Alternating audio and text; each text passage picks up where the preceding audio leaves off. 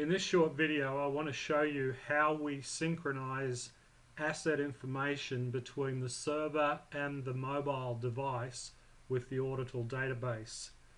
What we're looking at in this screen here is a series of assets, and I've kept it small so that we can demonstrate the concept. So I've got some assets, some equipment, components.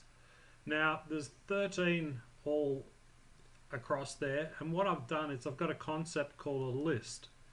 So what we do is we establish a list, in this case called SWP, and this list has, in this case, all 13 assets of all the different types on that list. There's a few key components I want to tell you about. The first one is a punch list. So I have all 13 assets here, but only 4 of them are on a punch list, and we use that to isolate assets that we actually want to go and capture. Having all the other assets allows us to navigate a lot easier on the mobile app. When we take photos, this will come back as being audit completed. If we can't find the asset, maybe we'll flag it as being unable to locate it. These last sections here are attributes that we use as a mask to allow us to further isolate the information that we're looking for. So if I switch to the mobile app, what I've got is the ORDITAL app running on an iOS device. If I click on it, we've downloaded it from the Apple Store, the App Store, and by default we can see that it's running in standalone mode. It shows us standalone with a red dot in the top right hand corner. If you've used the ORDITAL app before, you'll notice this is a brand new look and feel. We've invested a whole lot of time and effort in coming up with a brand new look and feel that makes it easier to use the system. We swipe from one side to the other to go to our menus. So let's start off by configuring the device. Like I said, by default it starts off in standalone mode. That's a new option that we've introduced, and I'll talk about that separately. If you've got an ORDITAL Enterprise account, you will select Enterprise. In this case here, I'm going to use a test database, so I'm going to put that in and put a new string in to connect and log myself in.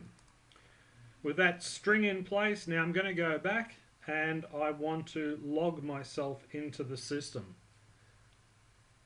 When I log in, it connects to the server and asks me for the same login that I would use on the server. When I'm logging in, it tells me now that I'm successfully logged in, and I can see a nice green dot on the top right hand corner to tell me I'm connected to the internet and it's connected to the server. Now if I go back to the initial configuration, I have a couple of options that I need to select. Firstly, how do I want the images that I take scaled? This device that I'm on now can take photos that are about 2.5 megabytes each. That's overkill. If I have it at 100%, that's 2.5 megabytes per image probably. 50% is probably about right, so that's the default setting and I'll leave it at that. Now I want to select the plant that I want to take photos in. I've got a couple of plants here. I select the SWP one. When I save, that saves and brings down any pick lists that are applicable for that plant. So it's not just saving the plant, it's configuring it at the same time. The other concept I have is a type of asset. So it could be a location, equipment, spare, a tool, or a component. And this is just telling you what by default we're dealing with. I'll leave it set at asset. So now I want to go back to my settings and say, alright, filters. How do I want to select any filters? I said before I have a list called SWP. That is now my default list. And when I save that, I can now go down and download assets, and it'll download all the assets from that list. So they are now on my local device, and I can go through and see there's now 13 assets downloaded onto this device. I don't need a network anymore. And one of the new things we've added is the ability to force the network to off. So when that switch is on like that, I will be only looking at the local cache. This is really important if I'm working in an area with an intermittent network signal. Applications that are trying to connect to a network when you've got a really poor network signal can be really annoying, so we can just say I want to be working off the local device. So now I can see that I have a red dot up there, which means it's looking at the local device. I don't need any network from here on in. I have another couple of things I'll run you through, and I'm going to demonstrate this. We talked about punch lists, and I'll show how that works. I can also have the masks for any of that data that I was talking about before that you can see on the screen as well. So if I go to the list, it'll say that I have 13 on my to-do list. This means where I haven't done the audit complete, I've got 0 in my done list.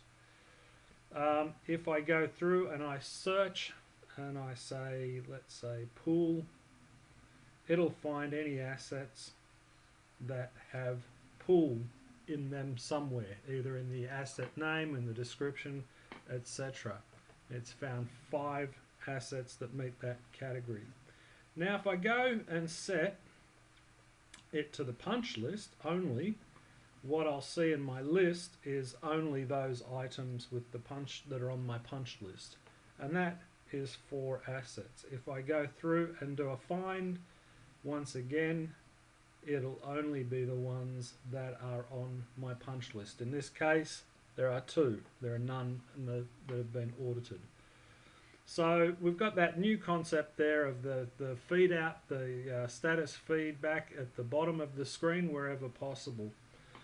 Another concept we've got is asset coding. I can set whether I want to capture a condition, a category, class, a type on the actual asset. If I don't want my users doing that, I can just turn that off. In this case I'll leave it on there, and I'll show you what that means. When I'm on the tank, I can come to asset coding. I can then say the condition, is it serviceable? These are a user defined pick list. What's the category?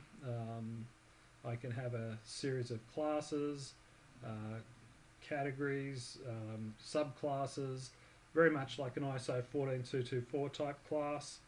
I can say what type it is. You can specify that yourself, or I could set individually what that equipment is actually. Is it a component or what is it?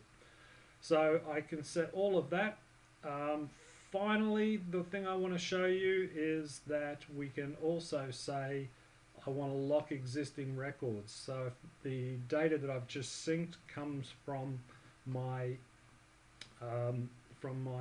maintenance system, and I don't want users editing it, I just want them to be able to go and add photos. I have locked that screen. I can't go and edit it. Now if I go through and set that back to unlocked, the users can go through and edit the data. I can go and add and update it. So I can lock that if I so desire. Alright, that is it for now. I'll now go through and show how we can go and start to take some photos.